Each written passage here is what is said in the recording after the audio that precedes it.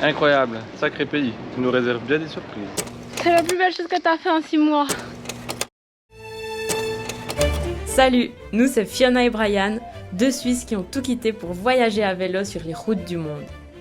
Avec un faible pour les grands espaces et les belles images, on vous partage ici nos découvertes, nos rencontres et nos apprentissages. Prêt à contempler le silence du bitume ou savourer le bruit du gravier? Alors c'est parti pour un nouvel épisode. Installez-vous confortablement et bienvenue dans cette aventure.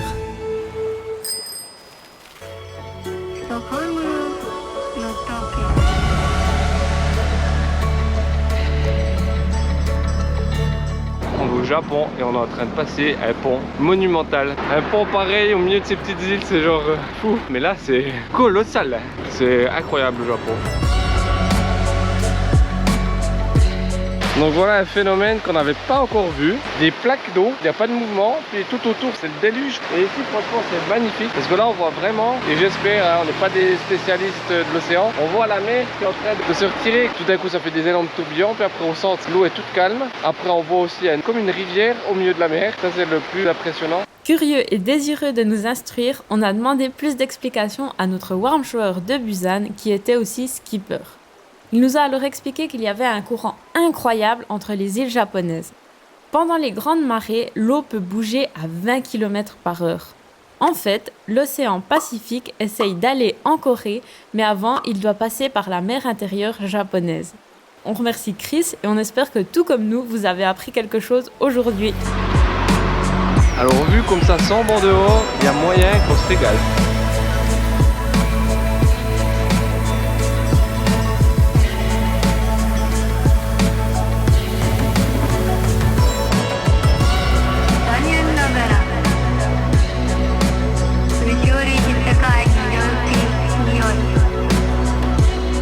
Pour la petite anecdote du jour, de ce matin, hier soir, on est allé se poser dans un spot qui était un parc qu'on avait trouvé sur Google Maps. Une belle étendue de petits graviers, donc on s'est dit mais parfait pour dormir.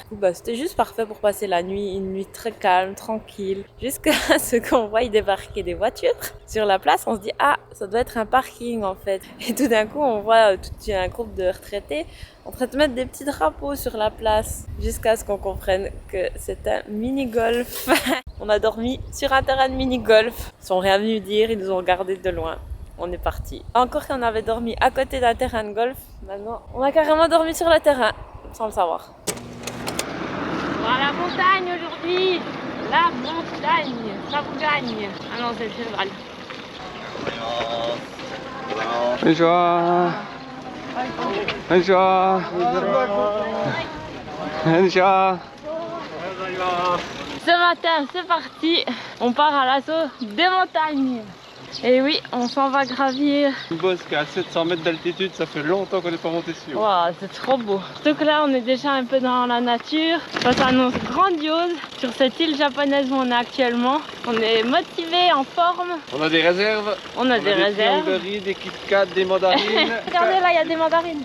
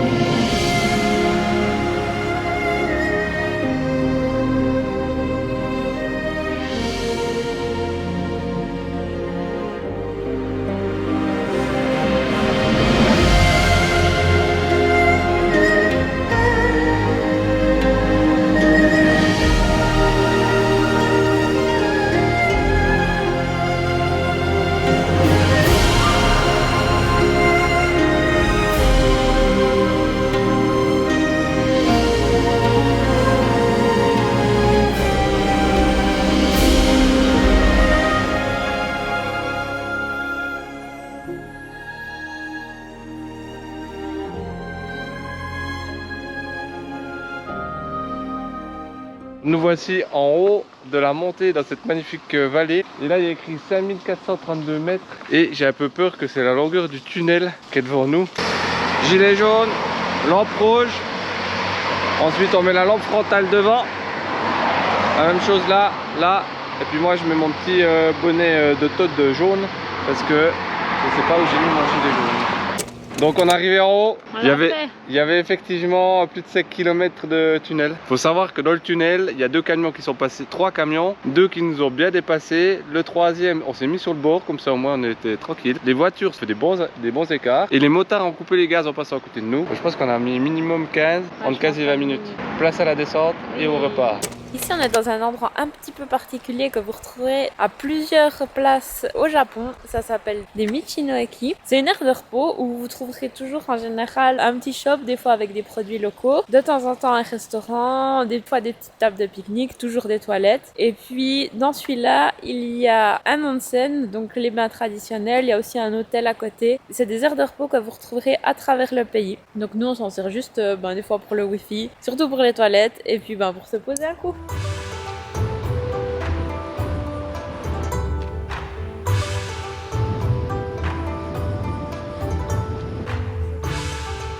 Magnifique. Est-ce que si on vous dépose ici à cet endroit précis, vous savez que vous êtes au Japon sur une île perdue en mer?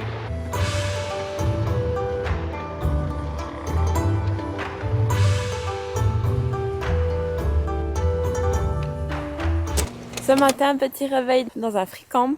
C'est le premier qu'on fait. C'est des endroits où on peut planter sa tente gratuitement. Le pays fait assez frais. On vient de ressortir les jambières. Ça faisait depuis avril, je pense qu'on les avait pas sortis. On est parti en avril, il avait neigé, il faisait froid. On a vu le printemps, on a vu l'été. Puis maintenant, c'est l'automne quoi. On fera juste pas l'hiver. Et tant mieux.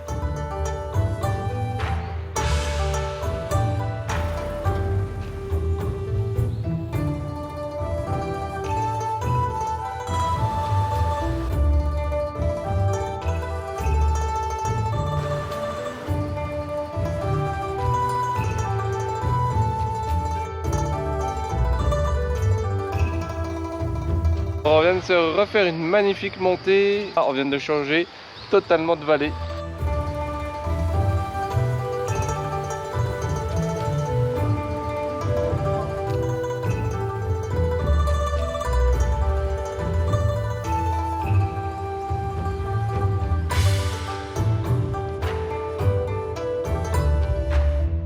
C'est le 3e jour sur cette île et le paysage est incroyable, mais par contre il y a aussi beaucoup de dénivelé. C'est le 3e pic et on sent que le 3e jour, Fiona commence d'avoir un petit peu les jambes qui commencent à peser, un petit peu le moral difficile et les jambes lourdes. Franchement on est les deux pareils, hein. Et puisque c'est la 3e jour avec la 3e montée, regardez la caverne d'Ali Baba.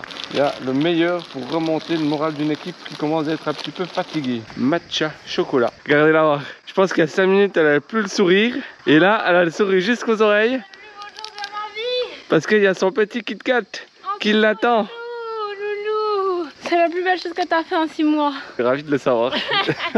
Si j'avais su. Trop gentil. Ça c'est la bonne ambiance. Du coup le Kit Kat, c'est assez à la côte ici. 4 sweet potatoes, chocolat matcha. On a pur matcha.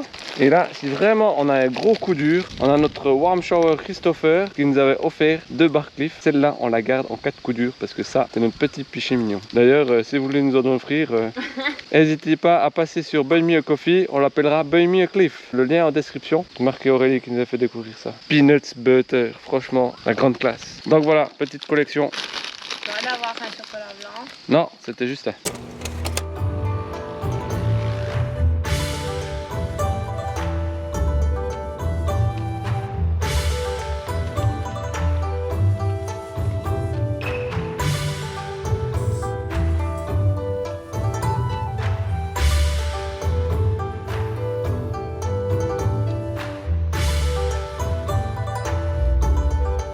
Magnifique vue sur la ville.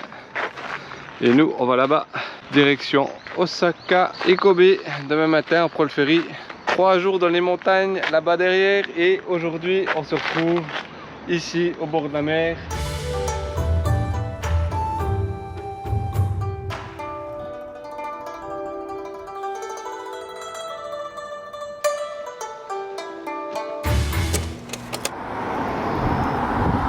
Pour ceux qui ne le savaient pas encore, je suis fan de ce genre de petits arbres. Et là, c'est des pins. Du coup, c'est super beau, les petits bonsaïs avec les petites aiguilles de pin là, trop joli. Je ramènerais bien avec.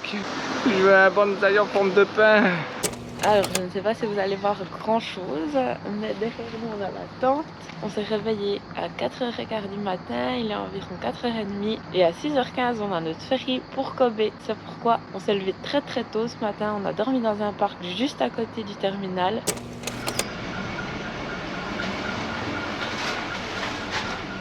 Toujours la bonne ambiance au Japon. Il y a toujours de quoi s'amuser et de dépenser son argent ici.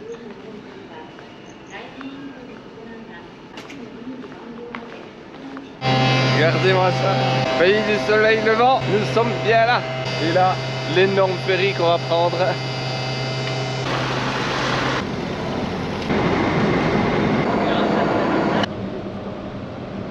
Ce matin, on est parti d'ici et là, on va à Kobe, qui est là. Et ensuite, on va en vélo jusqu'à Osaka et on continuera dans juste cette petite rivière pour aller jusqu'à Kyoto. Du coup, nous, on est parqué nos vélos juste ici en dessous, on les voit bien.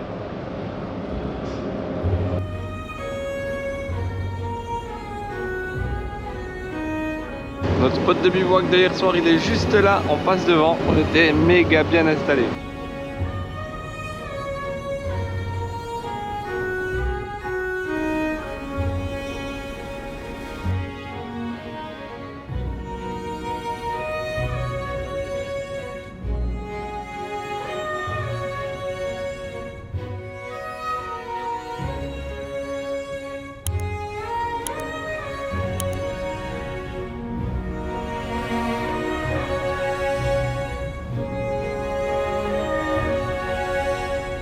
C'est bon, l'aventure peut reprendre, on a fait nos 5 heures de ferry et là on vient d'arriver à Kobe et c'est reparti là, direction 35 km jusqu'à Osaka, jusqu'à notre hostel. On a hâte de découvrir un tout petit peu cette ville et surtout la suivante. Let's go dans cette fourmilière.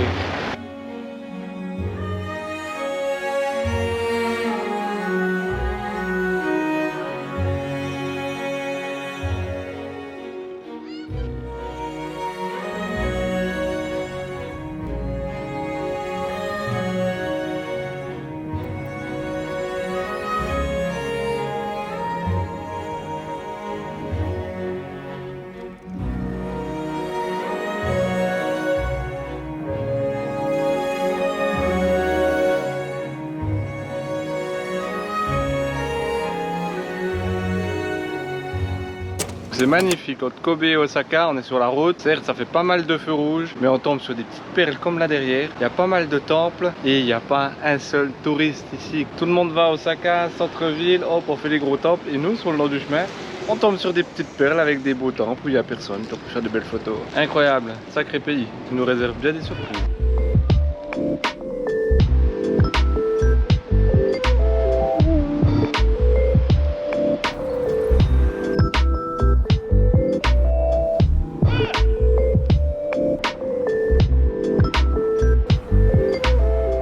Aujourd'hui, on visite le château d'Osaka et ça annonce vraiment du lourd. Il y a des couleurs automnales qui sont magnifiques. L'endroit est féerique, quoi. On pourrait se croire à Disneyland ou à Europa Park parce qu'en plus, il y a des petits trains qui se baladent avec des petites musiques à la con qui vont nous rester toute la journée dans la tête. Et le lieu est vraiment beau, c'est vraiment un bel endroit historique en tout cas. On voit qu'il y a un héritage ici.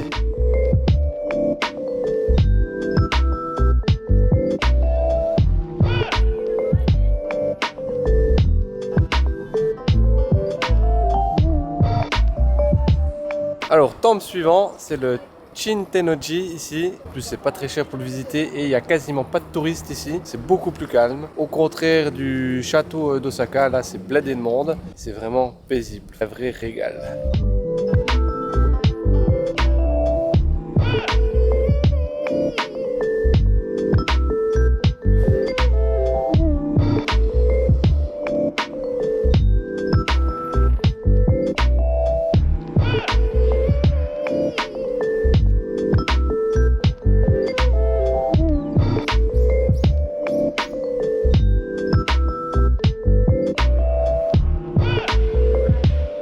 Même sur un seul jour, la visite d'Osaka fut fort intéressante.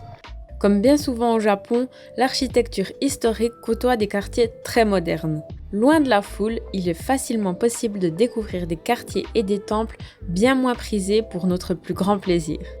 Mais les rues ultra lumineuses, animées et remplies de street food ont également été un terrain de jeu incroyable pour la photographie.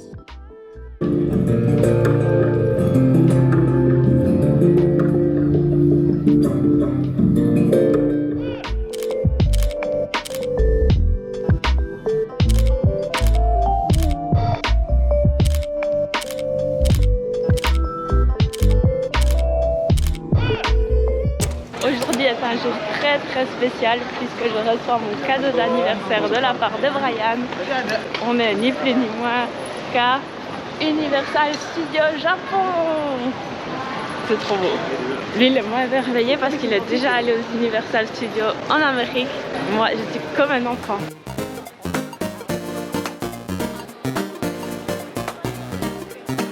Bon là je dois vous avouer que c'était un des plus beaux jours de ma vie. Entre avoir l'impression d'avoir été intégré dans le jeu vidéo de Mario et voir des mignons super mignons, je ne savais plus où donner de la tête. Certes il ne faut pas être agoraphobe, mais si vous aimez les parcs d'attractions, les décors bien faits et vivre dans un monde imaginaire le temps d'une journée, la visite vaut clairement la peine si vous êtes au Japon. Sans parler de la puissance du manège du Flying Dinosaur ainsi que l'incroyable monde d'Harry Potter. Bref, je me suis endormie des étoiles dans les yeux ce jour-là. Les tatamis par terre et il y a juste un petit mousse qu'on met par-dessus. C'est une auberge de jeunesse avec des chambres traditionnelles et ça permet quand même de dormir relativement confortablement. Du coup là on reprend la route, on va en direction de Kyoto.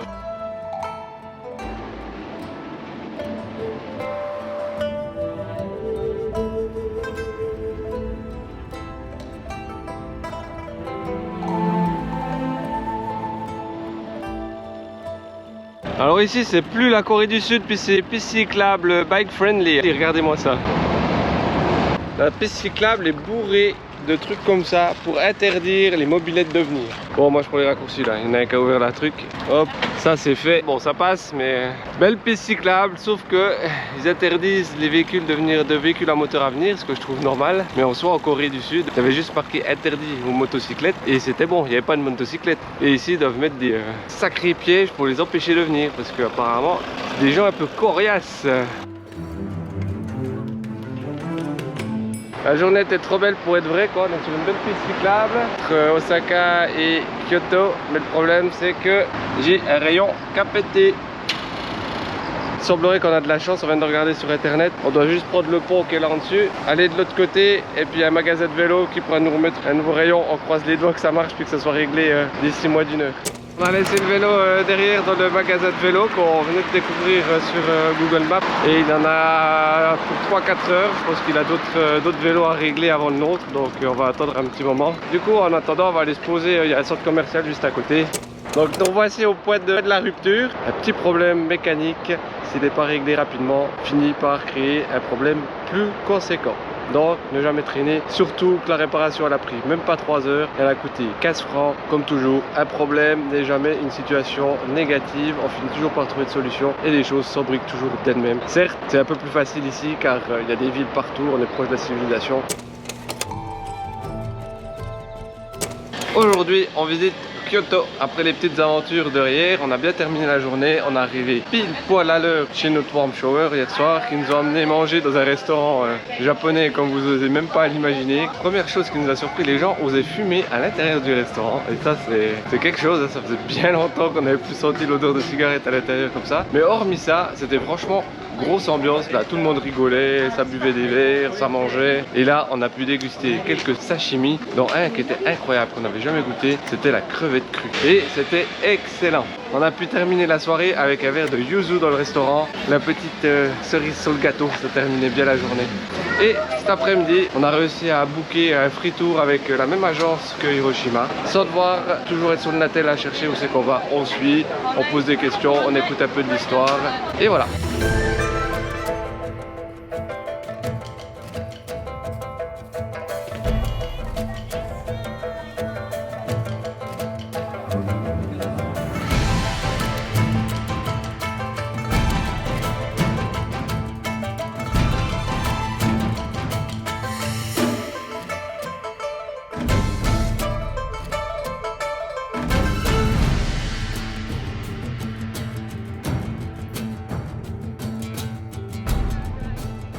Nintendo Kyoto. Il a ouvert il y a 3 jours. Et on a réussi à se dégoter un billet pour 18h20. On est des gros tarés. On a marre des files d'attente. On fait que ça ici, file d'attente sur file d'attente. Mais là on va pouvoir rentrer dans le magasin Nintendo de Kyoto aujourd'hui.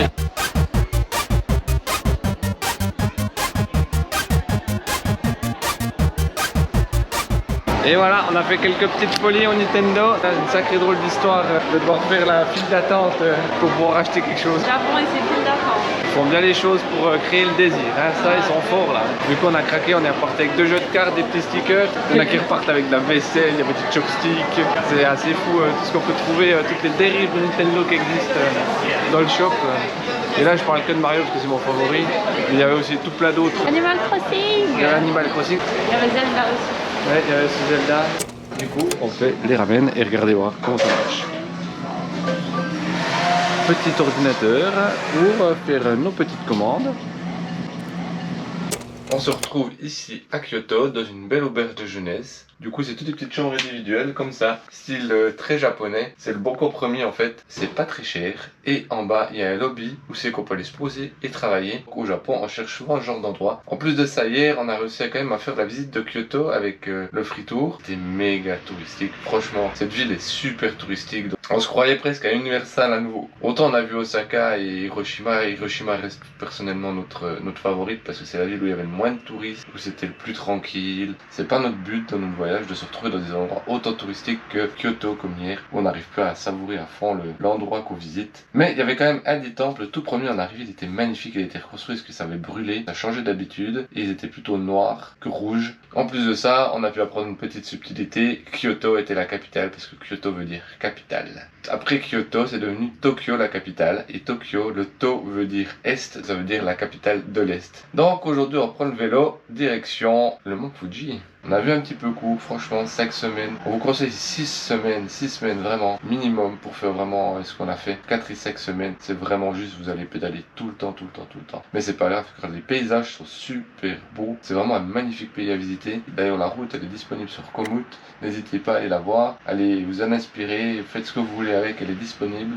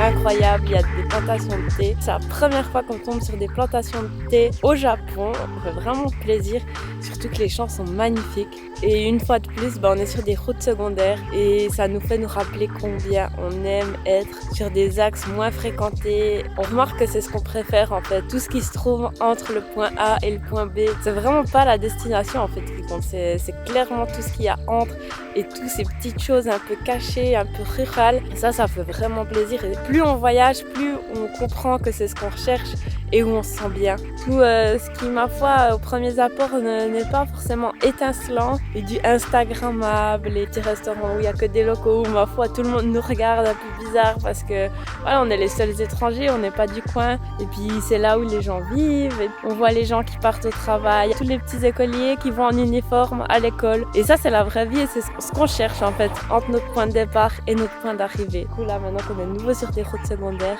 et ben on prend énormément de plaisir. Passion ferry, le bruit du gravier. Carte Joker Ferry. Ça c'est bien, franchement le ferry c'est le meilleur combo avec le vélo. On arrive, hop, on monte dans le bateau, c'est réglé. Comme ça nous évite une grosse ville, parce qu'il y a des feux rouges tout le temps. Et comme ça nous permet d'aller là et là avec le bateau.